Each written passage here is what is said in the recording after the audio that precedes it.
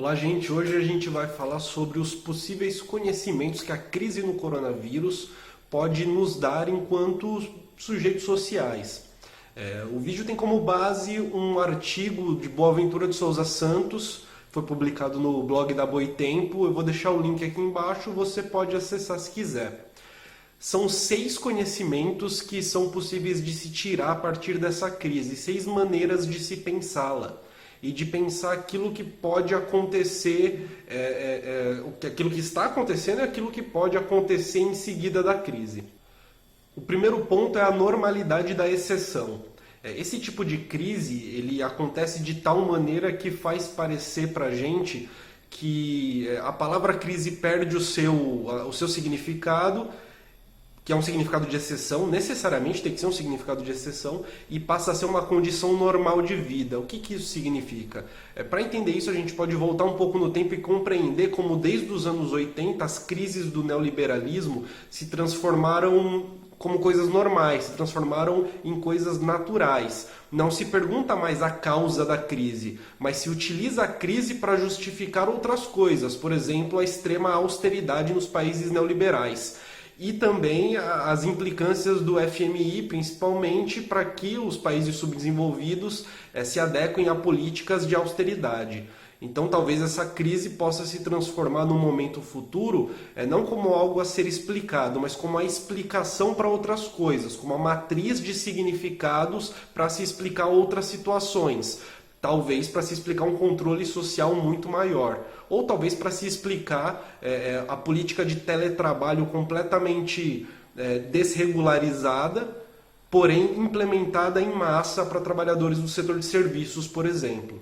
O segundo ponto que se toma sobre a crise do coronavírus é a elasticidade do social, ou seja, existem muitas coisas que a gente consegue fazer e que a gente não precisa entrar dentro dos castelos do consumismo, como um shopping center, por exemplo. A gente pode ler um livro, a gente pode ouvir música, a gente pode consumir cultura, que é um tipo de consumo completamente diferente do consumo puro de mercadorias, né? da simples troca de dinheiro por uma mercadoria. Essa aproximação acaba parecendo algo normal, mas é algo normal que a gente não conseguia fazer até pouco tempo atrás. O terceiro ponto é sobre a fragilidade do humano.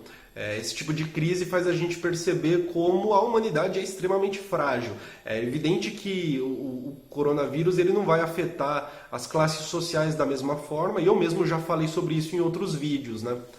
Pessoas com mais segurança, pessoas com mais possibilidade de ter medicamentos e com mais possibilidade de ter atendimento médico de mais qualidade, com certeza vão se sair melhor dentro dessa crise do que pessoas que não têm essas condições. Até mesmo condições de moradia mais adequadas também favorecem a classes um pouco mais altas e, de repente, as classes médias também. O grande ponto é que, mesmo assim, mesmo compreendendo essa realidade, a percepção que se tem é que todo mundo pode morrer perante essa crise. E, de fato, todo mundo pode morrer perante essa crise. O ser humano é muito frágil mesmo, a humanidade é muito frágil. Existe um sentimento de fragilidade possível de ser percebido e, de certa forma, de ser sentido no ar. As pessoas compreendem, num dado momento passaram a compreender que, de fato, a vida em sociedade ela faz dos indivíduos muito frágeis. E na medida em que faz dos indivíduos muito frágeis, também tendem a aumentar a solidariedade entre eles, né? Então a possibilidade da gente ter uma vida um pouco mais solidária talvez aumente um pouco. O quarto ponto é que os fins não justificam os meios. Isso a gente consegue ver com a completa paralisação de atividade econômica, completa não, mas a parcial paralisação da atividade econômica em diversos países, no Brasil também. A crise econômica com certeza vai atingir o Brasil, mas na medida em que, enfim, ela precisa acontecer para que a gente não morra aos milhões. A gente consegue compreender também que algumas coisas positivas podem acontecer com isso, principalmente relacionado à proteção de ecossistemas que normalmente são degradados e regiões muito poluídas que, quando vistas de satélites da NASA hoje, é possível perceber que a quantidade de poluição diminuiu drasticamente. Daí fica a pergunta, né? Será que para abrandar um pouco da poluição que existe no planeta Terra vai ser necessário tirar a humanidade dele? Esse é o único jeito? É a única maneira? Ao mesmo tempo se entende que nos países democráticos normalmente as epidemias conseguem ser controladas mais rapidamente porque nesses países se tem uma circulação de informações relativamente mais eficiente. No entanto, hoje nós somos encobertos de fake news a todo momento. E aí fica a dúvida, né? Será que o fato de sermos uma democracia é o suficiente para dar conta de uma pandemia global? Ou será que as democracias liberais mostram que não conseguem mais dar conta de situações epidêmicas? Dessa maneira, Boaventura de Souza Santos compreende que é necessária uma democracia mais participativa para poder dar conta desse momento, para poder dar conta tanto de problemas emergenciais, como também da possibilidade de sabotagens como fake news.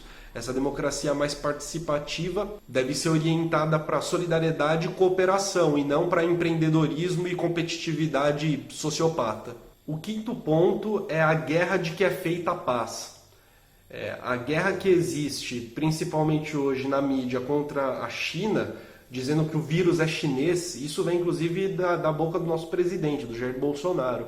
Isso é muito estranho porque não há evidência científica nenhuma que o vírus veio de fato da China e é utilizado, junto com esse argumento, noções totalmente etnocêntricas e desrespeitosas a respeito da China, dos cidadãos chineses, da cultura chinesa. O grande ponto nisso é que na China é onde há um número maior de curas, né? Onde há um número de recuperação maior. Onde você tem um sistema de saúde mais organizado também, né? Diferentemente do Brasil ou dos Estados Unidos, em que o número de mortes tende a aumentar. E o último ponto é o conhecimento de uma certa sociologia das ausências. O exemplo do Boaventura de Souza Santos são os campos de refugiados em que as famílias costumam dormir no mesmo cômodos pequenos, são todas aglutinadas em espaços pequenos e, portanto, correm um risco muito maior de se infectar, correm um risco muito maior de infectar outras pessoas e de acabarem falecendo. O exemplo do campo de refugiados do Boaventura de Souza Santos, ele talvez seja um pouco distante da nossa realidade. Talvez para a nossa realidade a gente possa falar de cortiços, de favelas, de comunidades em que muitas pessoas moram numa mesma casa. Nesses lugares, com certeza, a gente vê uma camada social que parece ser invisível, que talvez nem tantas pessoas se preocupem com elas, talvez as políticas públicas não as atinjam da maneira correta, talvez os ensinamentos públicos sobre o que fazer num momento de crise pandêmica não possa ser aplicado para elas, mas elas ainda estão lá e vão com certeza sofrer nesse momento. É isso, muito obrigado. Você pode se inscrever no canal, você pode curtir esse vídeo e até a próxima.